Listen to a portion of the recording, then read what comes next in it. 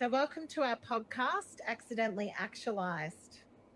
So, we are doing a series about what it means to be self actualized, which was a term that was coined by Abraham Maslow in 1943. So, if you want to learn more about what self actualization is, go back to some of the earlier episodes and have a look because we explain it all in more detail.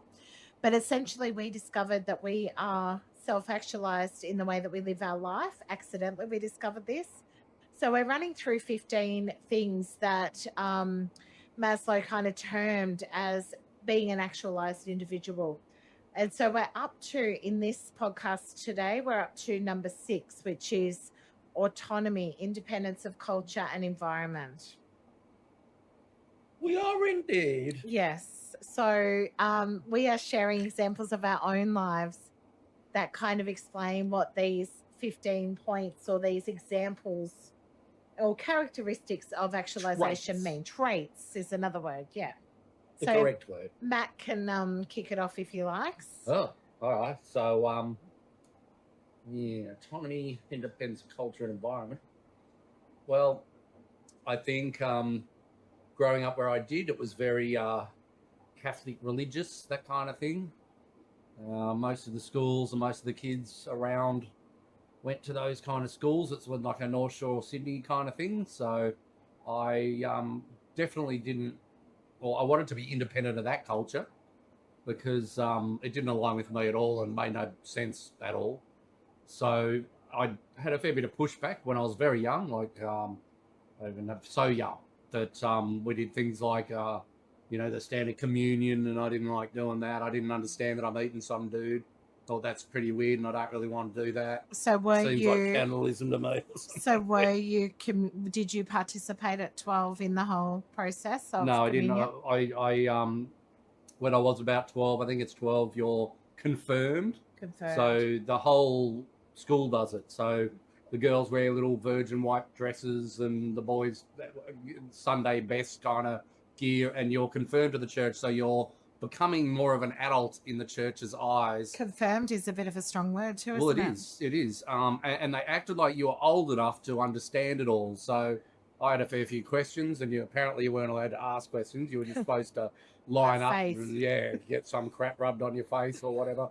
I don't know. But I said no, I didn't want to do it, and I caused a bit of commotion because Commotion. it was a bit rowdy and commotive because you were just expected to do this. It was automatic, and I don't know, maybe no one had ever had a big tantrum about it and said, no, I don't want to do this. And I wanted it explained to me exactly what is going on. Because I did feel at 12 that I was getting smart enough to look after myself. Bloody hell, I drove myself to school and did all sorts of crazy shit back in the day. I think a lot of Gen Xers would understand. Yeah, I was very independent. I ran my own life. I was a latchkey kid, so I did my own shit. And I was like a wild wolf with all my friends. We didn't have, come home times. I never once did homework. Never. And I went to a strict school that, they'd try to make me do it in the morning or whatever, but it never happened. I just wouldn't do it. So And lots going of back to 12, rituals. Yeah. Yeah, I didn't like rituals. I didn't understand. Like, they didn't explain them to me, so I didn't understand what I was getting into. And their version of trying to explain what confirmation meant, I didn't like the sound of it at all. It just seemed to be like, I got to bend over and take it. And I'm like, no, I don't want to do that. So I said no, yeah. So that caused a lot of problems. Funnily enough, I got belted a lot after that. Yeah. So if I got in trouble, they would pull out a cane or a strap and beat the shit out of me, which again I didn't care about. I would catch it and almost laugh because that was my will, was you can't hurt me and I'm not scared of your silly crap. So I think independence culture started young, which also caused a lot of rebellion because they were trying to beat the shit out of me and they were trying to mold me into what they expected, and I said no. And I didn't care. I wouldn't get down on my knees, and I didn't care how much I got belted or whatever. I was standing by I don't like the feel of this shit, so I'm not doing it. Yeah. My gut was telling me, don't do this. This is weird, and it's something you might regret. And if you do it, you've done the ritual, and rituals are very important. The richest people and the most powerful people do rituals all day long. And if I'm involved with one, I'm very suspicious about why I'm there. Yeah. So I didn't want to be a part of all that, So I think for myself, started very, very young. And autonomy over your spirit Yeah, too. well, I Of am course, my own it's spirit, and you you know, have control over that, not some and empire or yeah, some and I'm a universal religion. soul. I'm not locked Yeah. into some religion that No. tells me how it is, and you know, I just don't follow that kind of thing. And then, I don't know. It just times were crazy back then, and they're getting crazy again with all this kind of stuff going on. But you know, I just liked being independent of other people. It felt right, and I didn't Mm, do it just to be rebellious, because no. a lot of people thought I was. They were just like, "You're just doing this to stir people up. You're just being a shitbag." When I wasn't. It was how I felt. I Mm, felt like I wanted to do things my way, and if no one could explain why I'm doing it their way to me, that mm, any benefit to me, well, I'm not going to do that, and I might as well see the other side. And you know, and that goes all the way through as I got older to mm. drug taking experiences. I hung out a lot of rat bags and roads. I was hanging around We're using a lot of North Shore North Shore terminology. terminologies, yeah. Yes, you But were there were, called those names, yeah, weren't you? totally. But there were a lot of rogues, Rogues. and these rogues were taking people down the wrong path. And that was the same. I got to a point Mm. where I just said, "Nah, this isn't me," and I walked away from everyone and just did my own shit. So would you And say the rebelliousness, like it's a balancing act of like there is rebellion and that can well, there is happen, rebellion, but but it can I go don't too see it as far that. where you end up like sacrificing your own self for the rebellion's sake, like a lot of people you knew. Well, I sacrificed myself for everyone else's sake a lot. Yes. Like when something Yeah. happened at school, and usually I was probably involved, so I should put my hand up.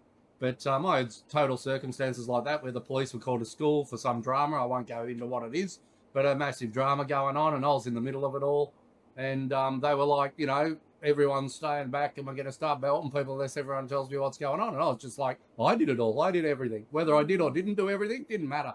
But I just said, you know, well, I did it. What are you going to do about it? Mm. And they're all like, kept yelling at everyone. And I just kept having to get louder and say, hey, I just said, pick on me. Go on.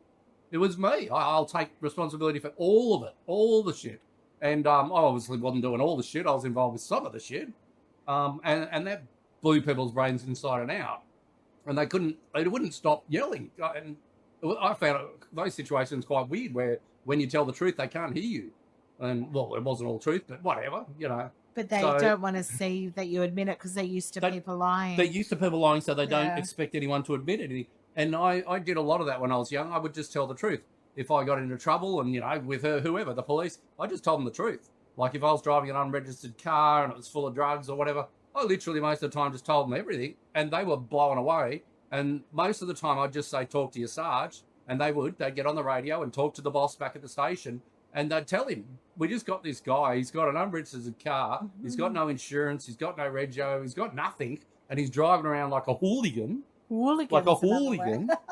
And, you know, what do we do with him, boss? And he's got some drugs on him. So, you know, and, you know, no license and all the rest of it. And a lot of the time they'd be really nice. They'd be like, all right, we'll just lock your car, walk away and get a tow truck. And you're like, yeah, sure, buddy. And then wait for them to go away, jump back in and noon away. But it served me well telling authority the truth. There wasn't many circumstances where I was in a worse predicament because of that. And I think that is kind of autonomy and independence in my environment. It's kind of, you know, and I'll still try to stand by that as much as I can. Well, they say the truth will set you free, right? Well, it does. I don't have to worry. I tell them You're what they not want to lying. hear. You don't have to catch up with You yourself. don't have to think about anything. True. It makes your life really simple. And you're I don't have to think about all my Yeah. lies. I don't have to keep track of them, you know. And I was really good at it when I was really young. But they've got to take track of what you're saying. So sometimes the truth would be there, obviously, to showcase that there's no point in denying it because they had the evidence there and whatever. And even if Absolutely. they didn't, you're like, well, I don't want to be stuck here, so I did it because everyone else is going to be too scared to admit it. Well, there was a lot of that too. I got a lot of people out of a lot of trouble. Like Yeah. any time that something really bad happened, the parents were at my house knocking on my door saying, I think this is your son's for whatever device or implement or thing it could be. And a lot of the time I'd just say, yeah, whatever. Yeah, it was mine. Yeah, whatever. And then they go away and feel like their kid's perfect little angel again. And I copped a lot of shit because friends got too used to me just telling the truth and not being scared. So then I got sent shit I didn't need to be sent to me, which was nothing to do with me. And I wasn't even there half the time. And people are trying to blame me because they thought I could just take it on the chin. but it wasn't that simple. Like, I don't like being in trouble and yelled at and harassed by people. No. But I still didn't care what they thought, like other parents and stuff, where they like, I knew it would be Matthew, and carried on to my face even like that. Yeah. And I actually wanted then to tell them the real truth and say it was your kid actually, but I couldn't be Yeah. bothered. You know, it was just I didn't care enough that I'm not scared of other people and what they can do to me. Like, because at the end of the day, they can't do shit. You know, and if you stir me up, then you'll have problems. So, But I will do it. also say that you, as children, it is normal to, as humans, it is normal to experiment at a younger age with lying and things because we all have to learn that. So it's not like both any of us were extremely perfectly truthful the whole way through No, you can't. this actualization journey. But as you get older, you realize that there's just no point in lying at all because it just doesn't get you anywhere. But Yet so many people do still. yeah, So many. adults, you know, and On that's what I simplest find things, the weird simplest things that don't matter. is that we've all lied as kids, and that kind of makes sense. But then that's supposed to be where you learn that it doesn't make sense, you know, and you're supposed to learn that lying is not going to actually fix anything, you know. And I think that fear gets people to lie because if they feel like they have to deny their own truth because of the consequences. But when you realize that your soul can't be corrupted, there's no point in lying. But I will say that we've all been there where we have, like, Oh, we're not perfect absolutely. human Absolutely. beings. And I wasn't perfect. Just because I wasn't lying didn't mean I was being You perfect. did lie in other I was ways, being though, a at that hooligan time. and a rogue and all sorts of You things. were So- lying at that time. You had, like, Oh, stuff with girls, Yeah, and yeah. but we Oh, won't yeah, go into totally. that. Totally. But that worked. So if it was working for me, then it was good. Yeah, yeah, and it was for a little while, but it all caught up with you. Oh, of course. Always does. And then I'd meet someone on the street and I didn't know them and they'd slap me because they heard what my name was. And what you were doing. And I'm like, oh. That was So a the bit rude. hooligan activities did catch up with you. Oh, yeah, that's what I'm saying. Like, just telling Yeah. the truth doesn't make Yeah, you no. like stronger and better or anything. It actually gets you in a lot of trouble. But also the lies that you were telling in other ways of your life. So telling the truth in this road, but telling lies over here. Yeah. Well, if I could benefit with the girls, then, you know. Yeah.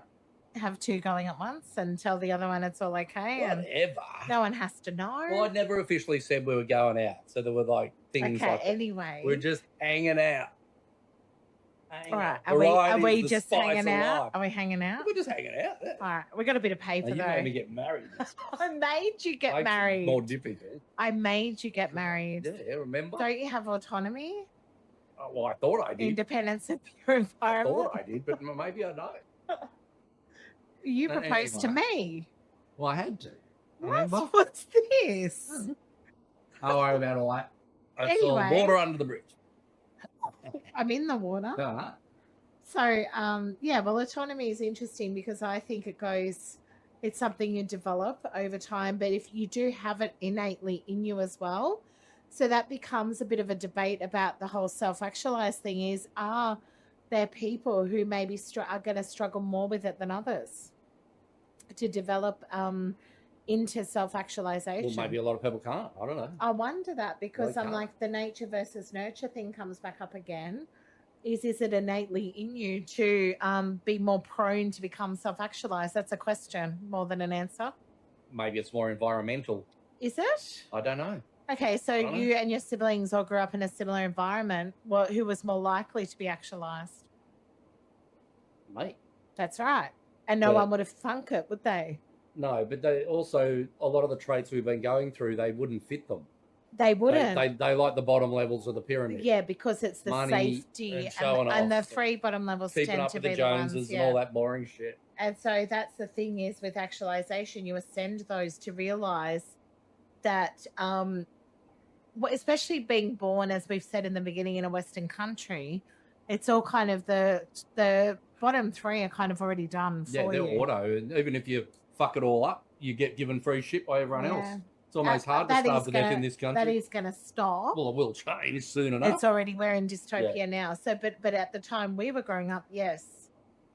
So for me, autonomy and independence of culture meant, basically that I wanted to explore more natural ways of raising my children. So, as a mother, there were lots of expectations placed on me. When you have children, it's this really weird world, as you would know, anyone that's had kids, that it is very, very much a kind of like a clinical thing where everybody expects you to be, having these rules around how you discipline, how you do sleep schedules, how you feed them, It's almost how what you, mothers groups were for, the to mothers train everyone to groups, be the same. and all of these things that we're supposed to do as parents.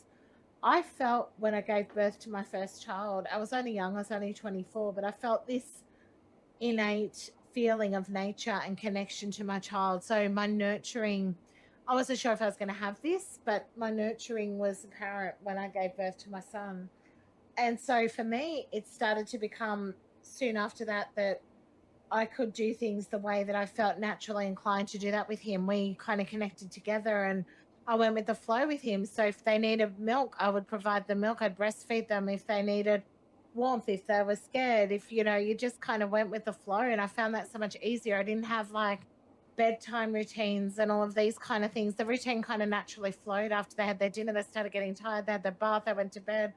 I just didn't understand all the pressure of culture telling us about these time frames, and then I realized it was all about the schooling and the work and all of that later on. So we did that for a while. We did the whole, send them to school, send them to the doctors when they're sick, do all of that. We followed all of that along, but something felt like it wasn't right, and I just started to really feel like it wasn't aligning up with my child's emotional needs. And luckily for me, my child was telling me the cues, telling us the cues that things went wrong, particularly not just my eldest getting sick, but also things like dropping him off at, kinder or daycare and him clinging to the gates like he doesn't want to be left there. And yeah, just something in me felt like this is why we're doing this with our children. What's this thing They're our about? children. Yeah. Why are we giving them to some stranger to? And even the expectation of, I had a job as a consultant, and for me, I was Matt had his physical injury. I'm not going to go into that. So I was earning a little bit more at the time, not much. We weren't rich by any means. We were barely No. scraping by, but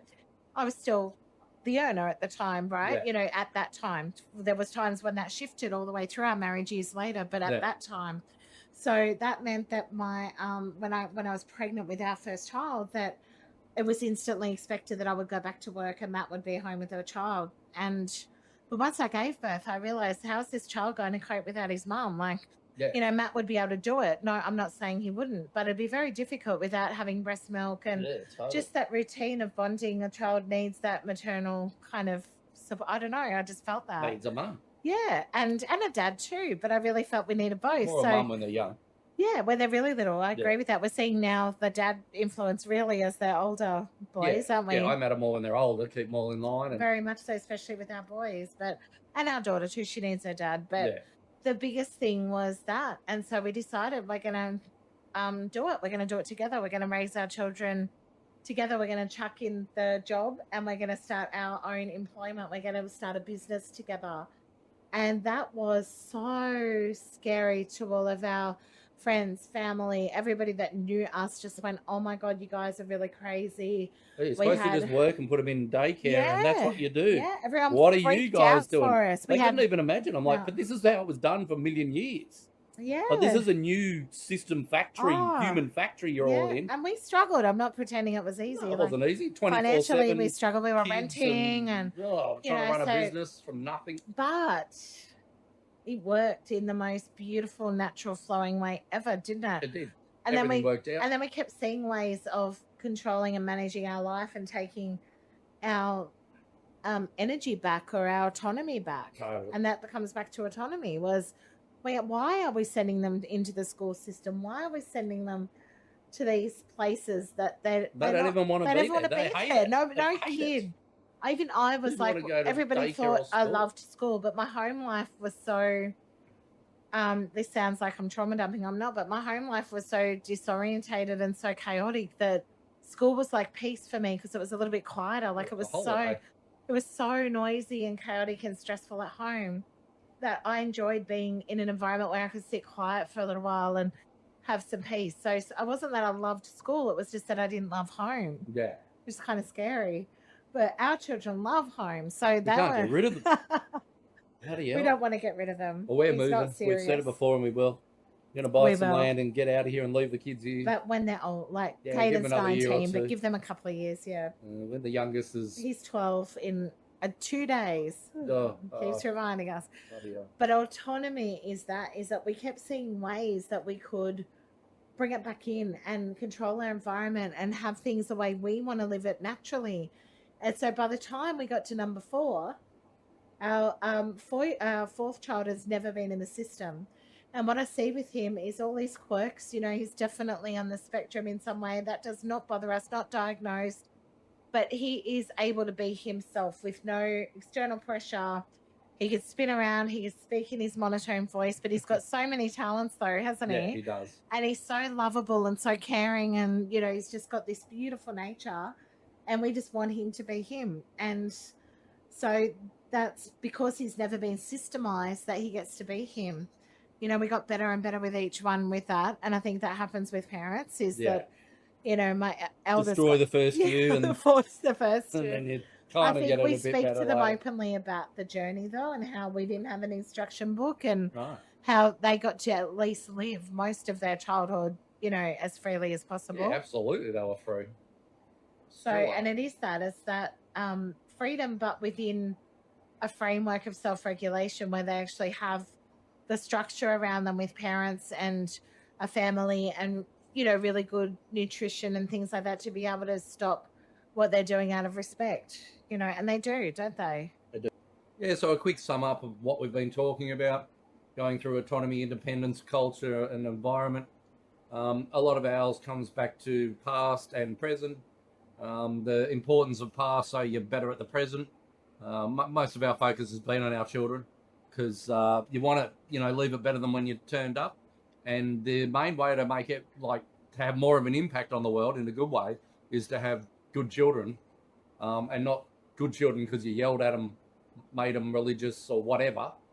Good children who are their own people, due to you giving them the basic skills to do that. But our version of that has been very different to everyone else's version of raising, children. And at the end of the day, the experiment worked in our favor, and it's still working in our favor. So it can be very empowering to be independent of the system, to act and think outside of the system, and mainly go with what you feel is right. And no matter how much criticism, no matter how many friends or family you might lose over it all, just do your own thing. And the rewards are there. It is. It's a more relaxed life for everyone. And people are more friends than foe. So, so summing it up, that's number 6 trait from old Maslow. And Maslow. Good old Maslow. Well, he's pretty old now. He's 115 or so. Yeah, if his spirit's still going. Yeah, probably. On this and again, we're not really we're not into psychology, so it it's just kind of happened weird. to be. Yeah, this is a weird topic. Accidentally actualized. It is. It's a weird topic for us because I'm quite hesitant to talk about a lot of shit like that. But it just happened to be. We really do meet the criteria. Totally. Strangely. Short video went, wow, that's every trait that we do. And again, we're not saying we're better than anyone else, and we're not superheroes and all the rest of it, but we just telling our story are things that worked for us. And if that can help anyone, that'd be good. And I'm always interested to hear other people's stories as well, because it's not just about us. We know there's a lot of other people who'll be actualized or not even actualized, some sort of other thing, which is cool and wacky and whatever. But, our segment is basically that. It's just a podcast, chilling in the spa. There's no pressure to listen, no pressure to watch, no pressure to subscribe or do anything. We really don't care. We enjoy yapping away, and we might as well yap away to a bigger audience and get some feedback and maybe form a cult later on. So that's later on. So the other thing too was that what I found funny about Accidentally Actualized is that out of all the things psychologically I never expected Matt and I to actually fit the paradigm for a pinnacle of psychological health, because we're actually considered by most of our peers crazy. Or really, really offbeat, or cooked. Some people call us. Cooked. Yeah, we're cooked. We're quite unique individuals, which I'm okay with. We've got thick skin, but it's interesting that we actually. I'm reading this list, going, is it just our interpretation? Maybe share what you think. If you think we're totally, maybe everyone's deranged. accidentally actualized, and we're not anything at Or all. maybe it's the ones that fit the Oh, paradigm that are like following the rules. I don't know, yeah, but I don't know. it feels like autonomy definitely feels like you're not following the rules. You're independent of culture. That's So it. yeah, thanks for listening. Check.